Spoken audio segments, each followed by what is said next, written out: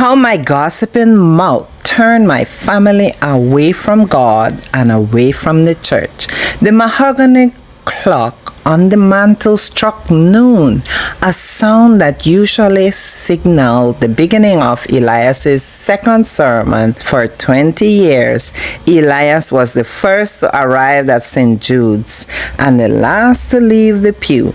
But the moment the front door of his home clicked shut, the Sunday gossip began. "Did you see Sister Martha?" Elias sneered, tossing his hymnal onto the table, praying at the altar like a saint. "But I know for a fact that she hasn't spoken to her own daughter in years."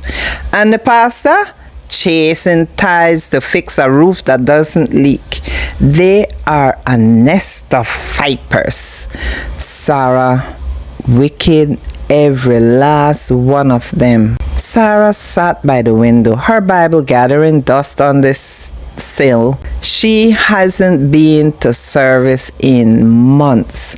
"If the house of God is filled with such darkness, Elias," she said quietly, "then why would I ever step foot in it? I'd rather stay here in the quiet than swim in the pool of hypocrites." Elias didn't see the irony. He felt superior in his judgment, unaware that his tongue was building a wall between his wife and her faith. That night, the air in their bedroom grew heavy. In his sleep, a sneering, quiet truth filled Elias's mind.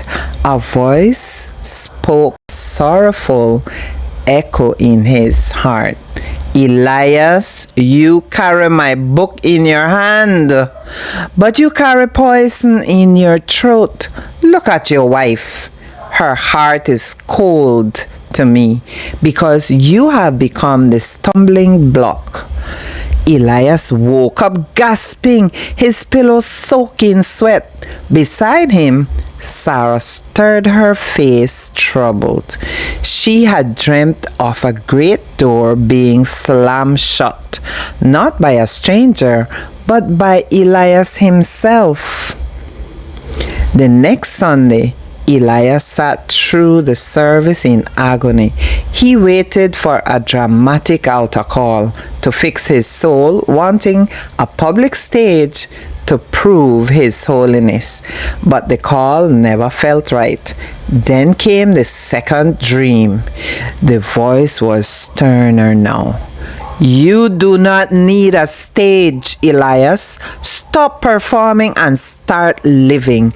Go to the pastor's house in the quietness. Show Sarah a new man, not a new speech." The silent transformation. Elias did exactly that. He visited the pastor on a Tuesday afternoon, confessing his pride in the quiet of the small study. Elias returned and spoke only of the beauty. When Sunday came, the second sermon, "At home, banished," Elias returned and spoke only of the beauty of the music or the kindness of a neighbor. When Sarah tried to bait him with questions about the wicked church people, Elias simply smiled. "I've decided to look for the light instead," he said. Sarah watched him for weeks, looking for a crack in the armor. It never came. He was kinder, more patient, and strangely peaceful. "What happened to you?" she finally asked.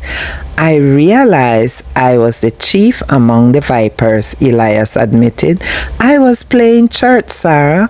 I was pushing you away from God with my own bitterness. I'm sorry."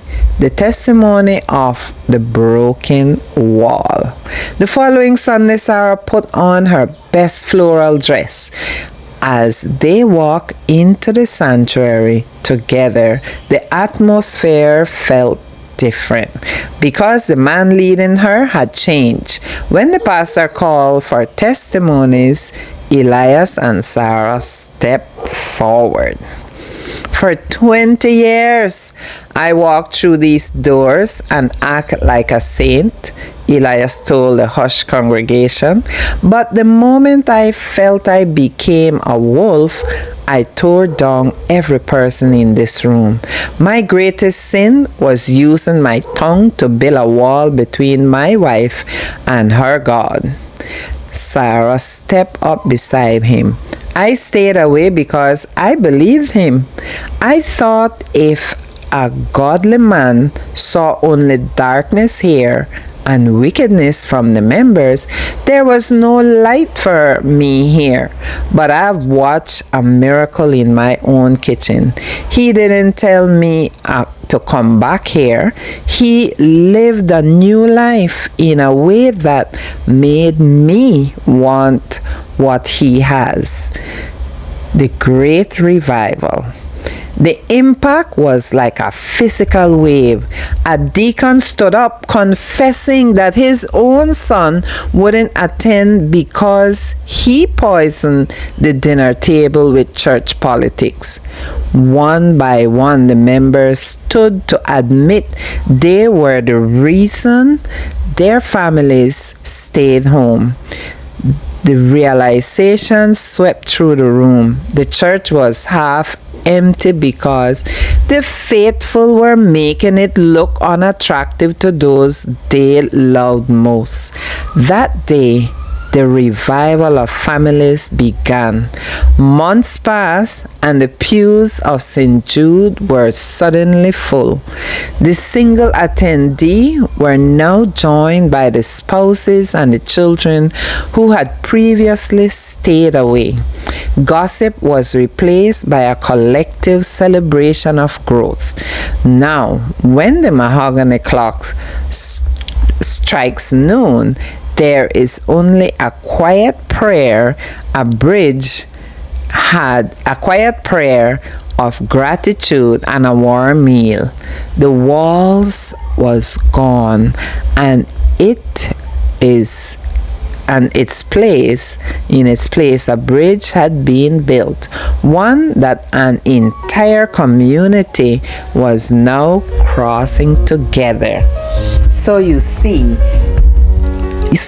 as church members, we have a responsibility to live a godly life because our life is a testimony to others of what is going on in our lives and in our churches. So as church members, we have a responsibility to live a godly life before our unbelieving families so that they can see the goodness of God through us.